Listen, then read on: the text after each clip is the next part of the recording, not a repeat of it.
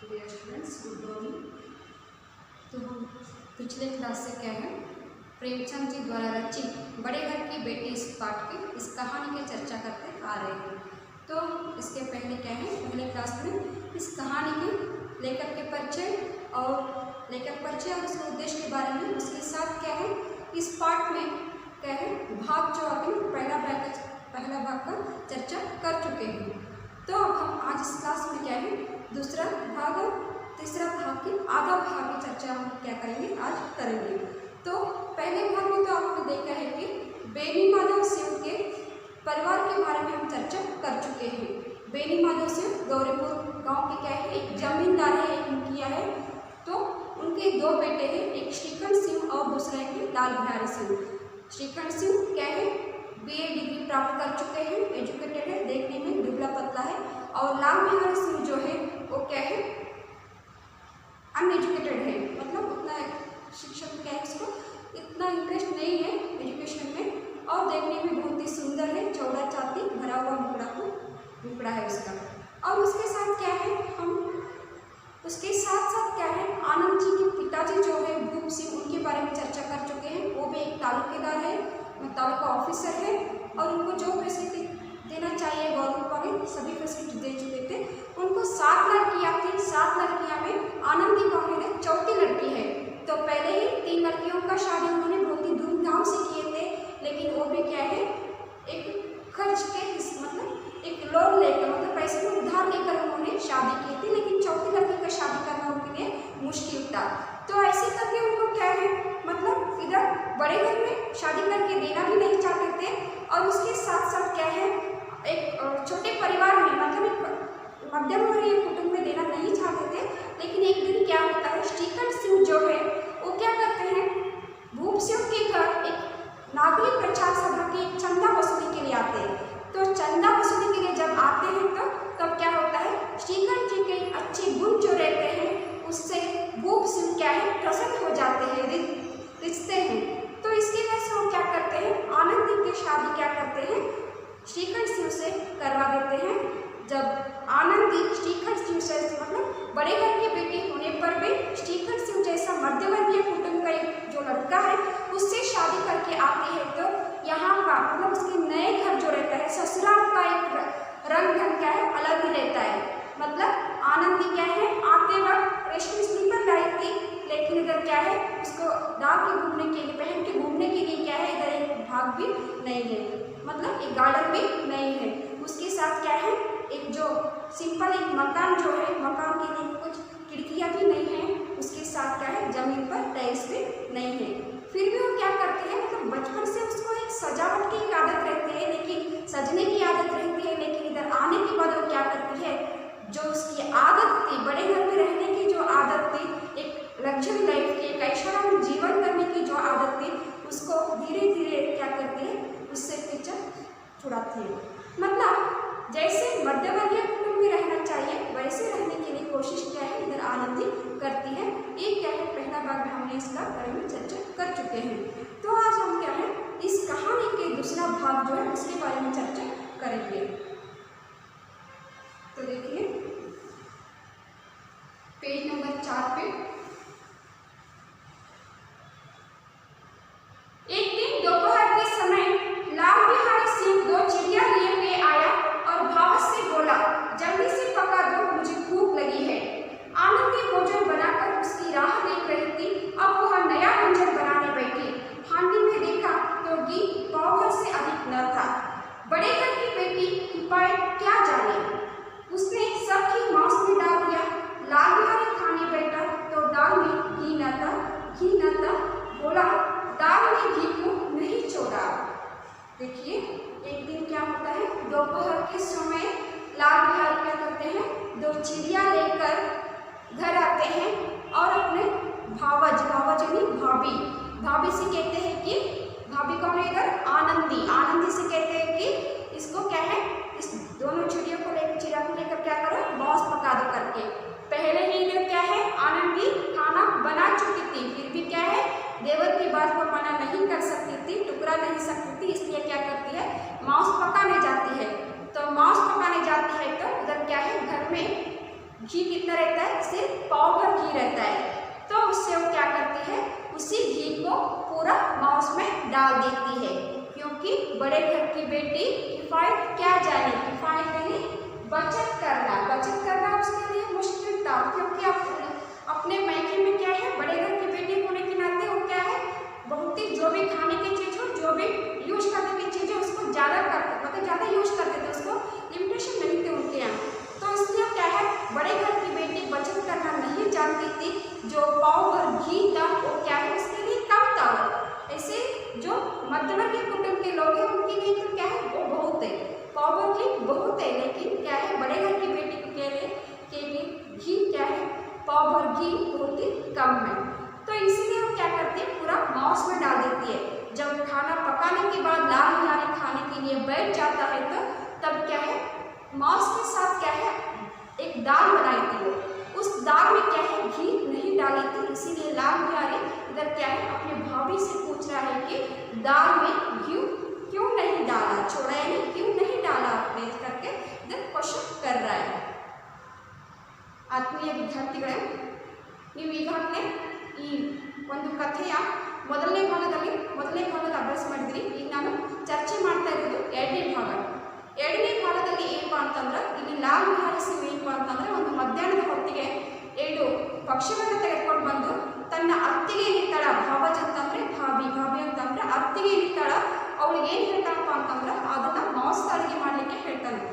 ಆ ಮಾಂಸದ ಅಡುಗೆ ಮಾಡಲಿಕ್ಕೆ ಏನಪ್ಪ ಅಂತಂದ್ರೆ, ಆಲ್ರೆಡಿ ಏನಪ್ಪ ಅಂತಂದ್ರೆ ಇಲ್ಲಿ ಆನಂದಿ ಅಡುಗೆ ಮಾಡಿರ್ತಾಳ, ಆದರೂ ಸಹಿತ ತನ್ನ ಮೈದುನನ ಮಾತನ್ನು ಮೀರಕ್ಕಾಗೋದಿಲ್ಲ ಅವಳಿಗೆ. ಅದಕ್ಕಾಗಿ ಏನು ಮಾಡ್ತಾಳೆ, ಮತ್ತೆ ಮಾಂಸದ ಅಡುಗೆ ಮಾಡ್ತಾಳೆ.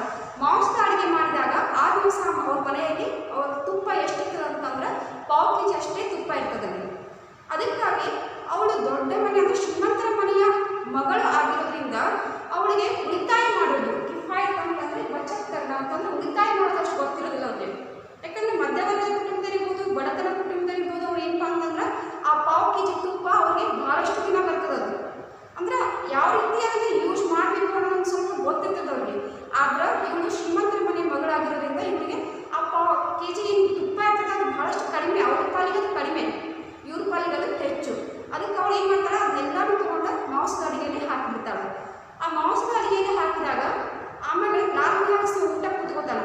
ಊಟಕ್ಕೆ ಕೂತ್ಕೊಂಡಾಗ ಏನಾಗ್ತದೆ ಅಂತಂದ್ರೆ, ಅಲ್ಲಿ ಇನ್ನೊಂದು ದಾಲ್ ಅಂತಂದ್ರೆ ಸಾಂಬಾರು, ಆ ಸಾರು ಅಂತ ಹೇಳ್ತೀವಿ ನಾವು. ಆ ಸಾರನ್ನ ಏನಪ್ಪ ಅಂತಂದ್ರೆ, ಸಾಂಬಾರನ್ನ ಏನಪ್ಪ ಅಂತಂದ್ರೆ ತುಪ್ಪದ ಒಂದು ಏನಪ್ಪ ಅಂತಂದ್ರೆ ರುಚಿ ಹತ್ತೋದಿಲ್ಲ, ಅಲ್ಲಿ ತುಪ್ಪದ ಟೇಸ್ಟ್ ಬರೋದಿಲ್ಲ ಅವನಿಗೆ. ಅದಕ್ಕೆ ಅವ್ನು ತನ್ನ ಅತ್ತಿಗೆ ಕೇಳ್ತಾ ಇದ್ದಾನೆ, ಈ ಸಾಂಬಾರ್ನಾಗ ನೀವು ತುಪ್ಪವನ್ನು ಯಾಕೆ ಹಾಕಿಲ್ಲ ಅಂತೇಳಿ ಪ್ರಶ್ನೆನ ಹಾಕ್ತಾ ಇದ್ದಾನೆ. तो आनंदी ने कहा, घी सब मांस में पड़ गया। लाल बिहारी जोर से बोला, अभी परसों घी आया है, इतना जल्दी उठ गया? तो आनंदी ने उत्तर दिया, आज तक कुल पाव भर रहा होगा, वह सब मैंने मांस में डाल दिया। तो जिस तरह सूखी लकड़ी जल्दी से जल उठती है, उसी तरह क्षुधा से बौला मनुष्य जरा सी बात पर तिनक जाता है।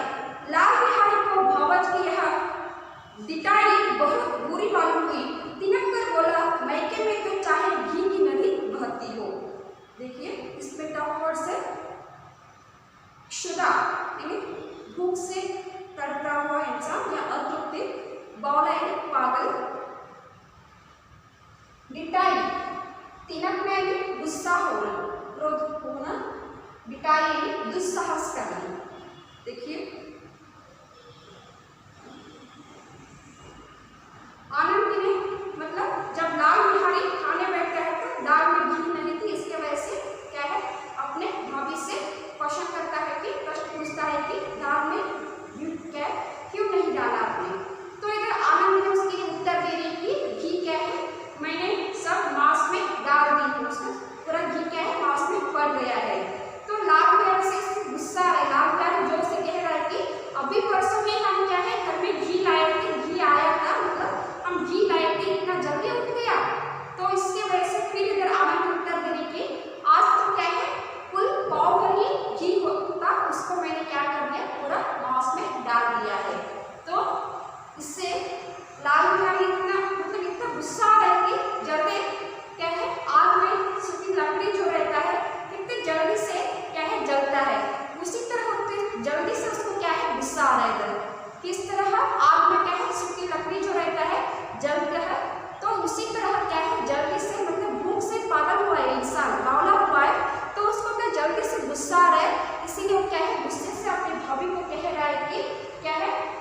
चिढ़ रहा है, गुस्सा कर रहा है। गुस्से से क्या कर रहा है इधर लाल बिहारी अपने मायके में तो क्या है, चाहे घी की नदी बहती हो लेकिन हमारे घर में कितना ही घी है करके अपने भाभी को उत्तर दे रहा है। मतलब वो भी दुस्साह से उत्तर दे रहा है, बहुत ही मतलब बहुत ही गुस्से से उत्तर दे रहा है।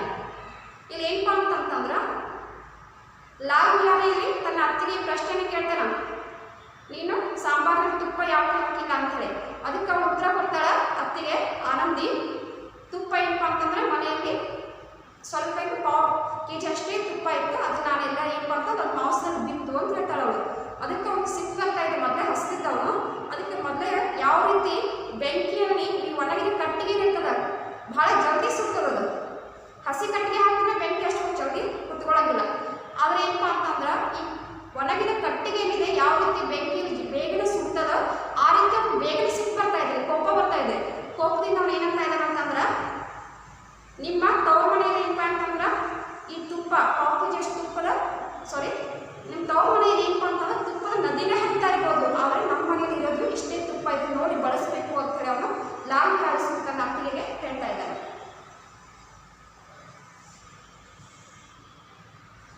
स्त्री गालियां सह लेती है, मार भी सह लेती है, पर मायके की निंदा उसे नहीं सही जाती। आनंदी मुंह फेर कर बोली, हाथी मरा भी तो 9 लाख का, वहाँ इतना घी नित्य नाई खा जाते हैं। देखिए नाई यानी बार्बर, कहार यानी पानी भरने का जो काम करते हैं उनको कहार करते हैं। मतलब पहले के जमाने में पानी भरने की काम मतलब जो भी काम है वो क्या है अलग अलग एक जाति के लोग करते थे, लेकिन आजकल तो क्या है सब काम सब जाति के लोग कर रहे हैं, ये तो अलग बात है। लेकिन उस समय में क्या है मतलब पहले के जमाने में नाई यानी बार्बर है और कहार यानी पानी भरने की जो काम करते थे उनको क्या है कहार कहा जाता है। तो इधर स्त्री क्या है गालियां सह लेती है, मार भी सह लेती है, लेकिन क्या है अपने मायके की निंदा कोई भी स्त्री क्या है सहन नहीं कर सकती। मतलब मायके के अपमान जो भी करता है उसके लिए क्या करती है, गुस्सा आता है उसको, स्त्री को तो वो सह नहीं पाती है। इसीलिए वो कह रही कि आनंदी गुस्से से मुंह को फेरती है और मुंह फेरते हुए कह रही कि वो भी गुस्से से उत्तर दे रही है लाल बिहारी को, क्या है हाथी मरा भी तो 9 लाख का, वहाँ क्या है इतना घी नित्य क्या है नित्य नहीं हमेशा क्या है हमारे घर में नाई कहा जाते हैं, यानी हमारे घर में जो काम करने वाले लोग हैं वो क्या है पाव भर घी खाते हैं, लेकिन आप तो क्या है मेरे मायके को डांटिए मत करके तो गुस्से से उत्तर दे रही है। ಇಲ್ಲಿ ಏನಪ್ಪಾ ಅಂತಂದ್ರೆ ಯಾವುದೇ ಒಬ್ಬ ಸ್ತ್ರೀ ಇರ್ಬೋದು ಹೆಣ್ಮಗಳು ಇರ್ಬೋದು ತನಗೇನಾದ್ರೂ ಅಂದ್ರೆ ಸಾನೆ ಮಾಡ್ಕೊತಾಳ ಅಥವಾ ಬಡದ್ರು ಸಹಿತ ಹೊಡೆದ್ರು ಸಹಿತ ಏನು ಮಾಡ್ತಾಳೆ ಸಹಿಸ್ಕೊತಾಳ. ಆದ್ರೆ ತನ್ನ ತವರು ಮನೆಯವರಿಗೆ ಏನಾದರೂ ಯಾರಾದರೂ ಅಂದರೆ ಅವಳಿಗೆ ಬಹಳ ಬೇಗನೆ ಕೋಪ ಬರ್ತದೆ. ಆ ರೀತಿ ಇನ್ನೂ ಸಹಿತ ಆನಂದಿನ ಪರಿಸ್ಥಿತಿ ನಮಗೆ ಇದೆ. ಅವ್ನು ಲಾಲ್ ಬಿಹಾರಿ ಸಿಂಗ್ ತನ್ನ ತವರು ಮನೆಯವ್ರಿಗೆ ಏನು ಅಂದರೆ ತವ್ರ ಮನೆಗೆ ಏನು ಹೆಸರಿಡ್ತಾ ಇದ್ದಾನ ಅದಕ್ಕಾಗಿ ಅವ್ಳಿಗೆ ಸಿಟ್ಟು ಬರ್ತಾ ಇದ್ದೇನೆ. ಅದಕ್ಕೂ ಅವಳೇ ಕೋಪದಿಂದ ಹೇಳ್ತಾ ಇದ್ದಾಳೆ ಇಷ್ಟೇ ತುಪ್ಪ ಐತಿ, ಈ ಪಾವು ಇಷ್ಟು ತುಪ್ಪ ಏನಪ್ಪಾ ಅಂತಂದ್ರೆ ನಮ್ಮ ಮನೆಯಲ್ಲಿ ನಮ್ಮ ಆಳುಗಳು ತಿಂತಾರೆ. ಇಲ್ಲಿ ಆಳುಗಳು ಅಂದ್ರೆ ಈ ಬಾರ್ಬರ್ ಏನಿದ್ದಾರೆ ಅಥವಾ ನೀರು ತುಂಬ ಕೆಲಸ ಮಾಡುವಂಥ ಕಹಾರಗಳು ಏನಿದ್ದಾರೆ ಅವ್ರು ತಿಂತಾ ಇರ್ತಾರೆ. ಇದೇನಪ್ಪ ಅಂತಂದ್ರೆ ನಮ್ಮ ಪಾಲಿಗೆ ಬಹಳಷ್ಟು ತುಪ್ಪ ಅಲ್ಲ ಅಂತ ಹೇಳ್ತಿರ್ತಾರೆ.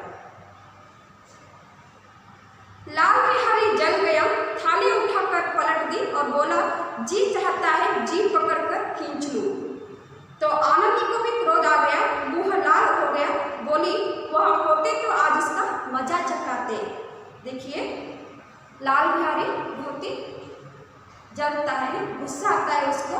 थाली उठाकर जो खाने के लिए बैठा था वो खाना खाने वाली जो थाली जो रहता है प्लेट जो रहता है उसको क्या करता है पलट देता है, फेंक देता है और कहता है कि क्या है जी मेरा जी ऐसा चाह रहा है कि आपका जी पकड़ के खींच लो, मतलब आपको मारो ऐसा मेरा जी कर रहा है। तो आनंदी को भी गुस्सा आता है, उधर आनंदी को भी क्रोध आता है।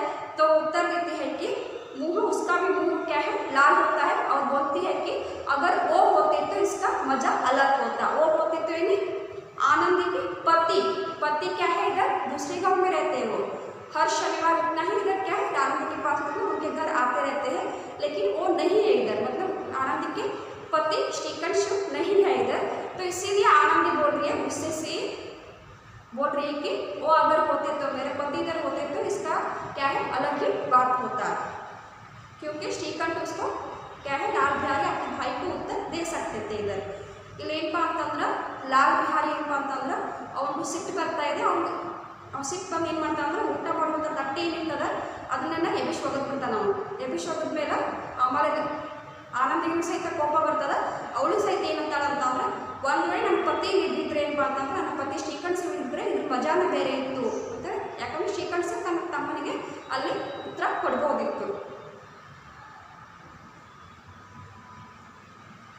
अब अकड़ उजड़ ठाकुर से न रहा गया. उसकी स्त्री एक साधारण जमींदार की बेटी थी.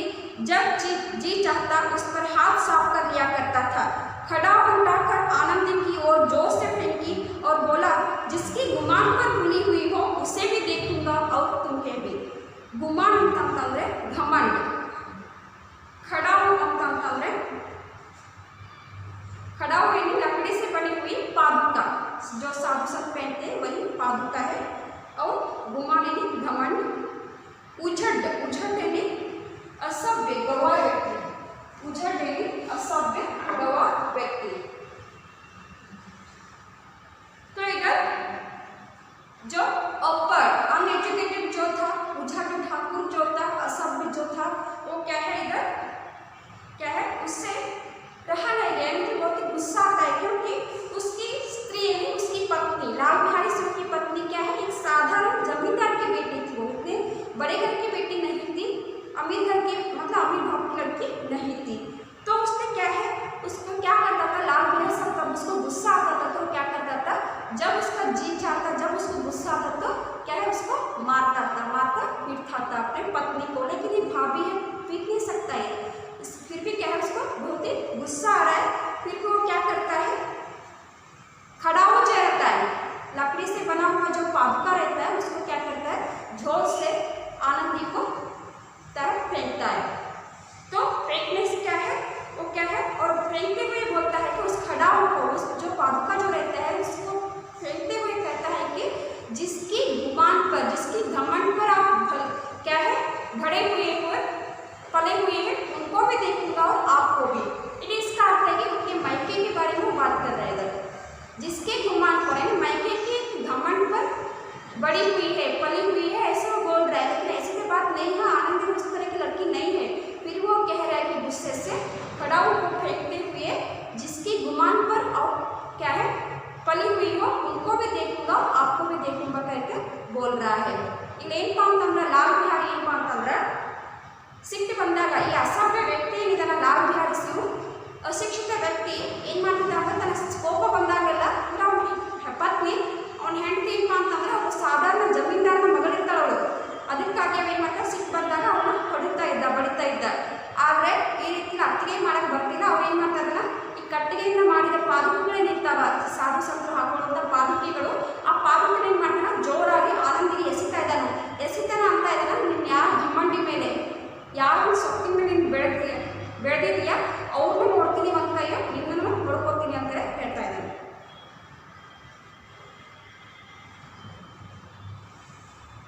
आनंदी ने हाथ से खड़ाऊ रोकी. सिर बच गया पर उंगली में बड़ी चोट आई.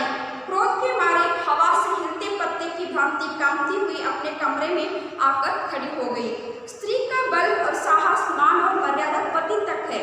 उसे अपने पति के ही बल और पुरुषत्व का घमंड होता है. आनंदी खून का बूंद पीकर रह गई. इस पे क्या है एक मुहावरा आता है खून का बूंद पीकर रह जाना यानी क्रोध को दबाकर बैठ जाना. मतलब गुस्सा आता रहता है क्रोध आता रहता है लेकिन उसको बाहर क्या है व्यक्त नहीं करना है बल्कि उसको उधर छुपा देना है उसको दबा देना है. वही क्या है खून का बूंद पीकर रह जाना. तो इधर क्या है आनंद ने हाथ से क्या करते हैं जो लाल बिहारी खड़ाऊ को फेंकता है उसको रोकती है. मतलब उससे ऐसे सिर जैसे खड़ाऊ आता रहता है तब क्या करती है अपने सिर को बचाती है. लेकिन इस हाथ साइड से लगने से क्या है मतलब बीच में लाने से हाथ को चोट लग जाता है. मतलब जब पादुका जब आता है धीरे से उसको क्या करते हैं ऐसे उससे बचने के लिए सिर को ऐसे झुकाती है. लेकिन हाथ बीच में आने के कारण हाथ को चोट लग जाता है. तब जब चोट लगता है तो क्या करती है जैसे हवा से पेड़ के पत्ते जैसे हिलते रहते हैं कांपते रहते हैं उसी तरह क्या है ये भी क्या है कांपते हुए अपने कमरे में चली जाती है. क्योंकि स्त्री का मान मर्यादा जो रहता है सिर्फ पति तक रहता है. मतलब दूसरों को कुछ नहीं कह सकती. अगर पति को कह सकती है लेकिन दूसरों को ज़्यादा बात नहीं कर पाती क्योंकि रिश्ता बिगड़ जाता है उधर। इसलिए लोग क्या करते हैं, अपने पति के ही बल पर पुरुषों का दमन होता रहता है। इसलिए लोग क्या करते हैं, आनंदी उसको गुस्सा जो आ रहा था उसको दबा कर, मतलब उसको छुपा कर अपने कमरे में बैठ जाती है। ಇಲ್ಲಿ ಲಾಂಬಿ ಹಾರಿಸುವ ಏನಪ್ಪ ಅಂತಂದ್ರೆ ಆ ಪಾದುಕೆಯನ್ನ ಏನು ಖಡಾವ ಅಂತ ಹೇಳ್ತೀರಿ, ಚಪ್ಪಲ್ ಅಂತ ಹೇಳ್ತೀರಿ, ಅವನ್ನ ಏನು ಒಗದಿರ್ತಾನ ಅವನು, ಆ ಒಗದಾಗಕ್ಕೆ ಆನಂದ ಏನು ಮಾಡ್ತಾರಪ್ಪ ಅಂತಂದ್ರೆ ಆ ಪೆಟ್ಟಿನಿಂದ, ಪೆಟ್ಟು ಬಹಳ ಹತ್ತದ ಕಟ್ಟಿಗೆ ಪಾದುಕೆಗಳು ಅಂತಂದ್ರೆ ಅದಕ್ಕಾಗಿ ತಲೆ ಒಡೆಯುವ ಸಂಬಂಧ ಇರ್ತದೆ, ಅದಕ್ಕೆ ಅವಳು ಏನು ಮಾಡ್ತಾಳೆ ಅಂತಂದ್ರೆ ತನ್ನ ತಲೆಯನ್ನು ಬಗ್ಗಿಸ್ತಾಳೆ. ಈಗ ಬಗ್ಗಿಸಿ ಕೈಯನ್ನು ಮಧ್ಯದಲ್ಲಿ ತರೋದ್ರಿಂದ ಕೈಗೆ ಭಾಳ ಪಟ್ಟಿರ್ತದೆ. ಅವಾಗ ಅವಳ ಪರಿಸ್ಥಿತಿ ಹೆಂಗಪ್ಪ ಅಂತಂದ್ರೆ ಗಾಳಿಗೆ ಈ ಗಿಡದ ಎಲೆಗಳು ಹೆಂಗೆ ಕಳಗಾಡ್ತಾ ಇರ್ತಾವೆ ಆ ರೀತಿ ಅವಳು ಸಹಿತ ಏನು ಮಾಡ್ತಾಳೆ, ನಡುಕ್ತಿರ್ತಾಳೆ.